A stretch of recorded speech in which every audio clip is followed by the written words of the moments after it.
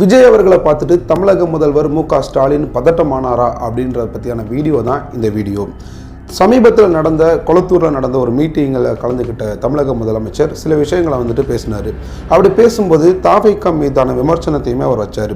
எந்த மாதிரி வைக்கிறார் அப்படின்னு பார்த்தீங்கன்னா, இன்றைக்கி கட்சி ஆரம்பிக்கிறவன்லாம் திமுக அழியணும்னு நினைக்கிறான் அப்படின்னு சொல்லிட்டு ஒருமையில் அவன் இவன்ற மாதிரிலாம் பேசினார். திமுக வளர்வது அவங்களுக்கு பிடிக்கல, அதான் காரணம். அதனால தான் இன்றைக்கி யார் யாரோ வரவன்லாம் புதுசாக கட்சி தொடங்குறவெல்லாம் திமுக ஒழியணும் அழியணும் அந்த நிலையில் தான் இன்றைக்கி போயிட்டு இருக்காங்களே தவிர இது ஒரு அரசியல் மாண்பு கிடையாது. இது அவருடைய பதட்டத்தை நல்லாவே நமக்கு உணர்த்துது. அதான் காரணம். ஸோ அவர் என்ன மாதிரி பதட்டம் மாறாரு அப்படின்னு பார்த்தீங்கன்னா, முதல்ல அவர் என்ன அலிகேஷன் வைக்கிறாரு, இன்னைக்கு வந்தவன்லாம் கட்சி ஆரம்பித்தவன்லாம் திமுக அழியணும் அப்படின்னு நினைக்கிறாங்க அப்படின்ற மாதிரி ஒன்று சொன்னார். அது உண்மையா அப்படின்னு கேட்டிங்கன்னா அது முழுக்க முழுக்க போய். ஏன்னா இப்போ கட்சி ஆரம்பித்தது யார் அப்படின்னு பார்த்தீங்கன்னா விஜய் அவர்கள் மட்டும் தான் ஆரம்பிச்சிருக்காரு. அவர் எங்கே திமுக அழியணும்லாம் எங்கேயுமே சொல்லவே இல்லை. அவர் சொன்னது ஊழலை அழிக்க வேண்டும் அப்படின்னு சொன்னார். ஊழல் அழிக்கணும்னா இவராகவே வாக்குமூலம் கொடுக்குற மாதிரி நான் திமுக அழிக்கணும்னு சொல்கிறாரு. அப்போ ஊழலும் திமுகவும் ஒன்றா? அதான் இன்றைக்கி யார் யாரோ வரவன்லாம் புதுசாக கட்சி தொடங்குறவெல்லாம் திமுக ஒழியணும் அழியணும் அந்த நிலையில் தான் இன்றைக்கி போயிட்டு இருக்காங்களே தவிர இது எல்லாருக்குமே பொதுவாக எழும்பக்கூடிய ஒரு கேள்வி தான். அது மட்டும் இல்லாமல் விஜய் அவர்கள் தெளிவாகவே சொல்லியிருந்தார் அந்த மாநாட்டில், நீங்கள் எதிரி யாருன்னெலாம் தேடி போக தேவையில்லை, நம்ம வைக்கக்கூடிய விமர்சனங்களில் அவங்களே முன்னாடி ஆட்டோமேட்டிக்காக நின்றுவாங்க, அவங்களே தங்களே காமிச்சு கொடுத்துருவாங்க அப்படின்ற மாதிரி சொல்லியிருந்தார். அதே மாதிரி ஊழலை அழிக்கணும்னு சொன்ன விஜய் அவர்களை திமுகவை அழிக்கணும்னு நினைக்கிறாங்கன்னு சொல்லிட்டு ஸ்டாலின் அவரே நான் தான் திமுக தான் தாவேகாக்கு எதிரி அப்படின்ற மாதிரி முன்னாடி நின்றுட்டார். ஸோ இது நேரத்துலேருந்து பெரிய பேச்சு பொருளாக போயிட்டுருக்கு. பலரும் தங்களுடைய கண்டனங்களை தெரிவிச்சுட்டு வராங்க.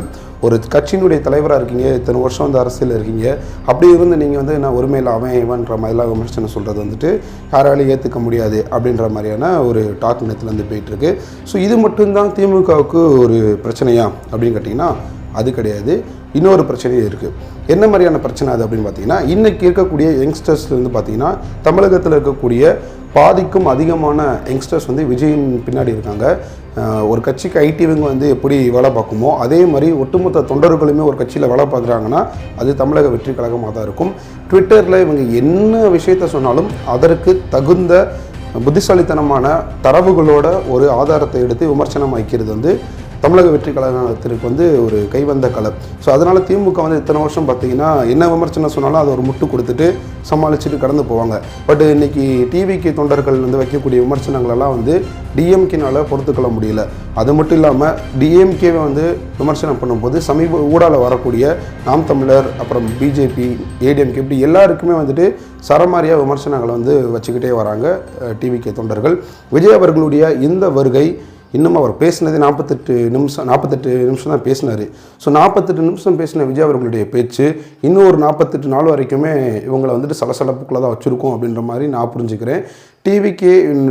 டிவிகே கட்சியினுடைய இந்த வளர்ச்சி குட்டியாக ஒரு சின்ன வளர்ச்சி தான், ஒரே ஒரு ஸ்டெப் தான் முன்னாடி வந்திருக்காங்க இவ்வளோ தொண்டர்களை வச்சுக்கிட்டு. ஸோ இதை பொறுத்து கொள்ள முடியாத டிஎம்கே, பிஜேபி, என்டிகே இவங்க எல்லாருமே தொடர்ந்து பல விமர்சனங்களையும் பல பொய் புரட்டுகளையுமே விஜய் அவர்கள் மீது சொல்லிக்கிட்டு வராங்க. ஸோ இது எல்லாத்தையுமே கடந்து போக சொல்லி தலைவர் அவர்களுமே சொல்லியிருக்காரு.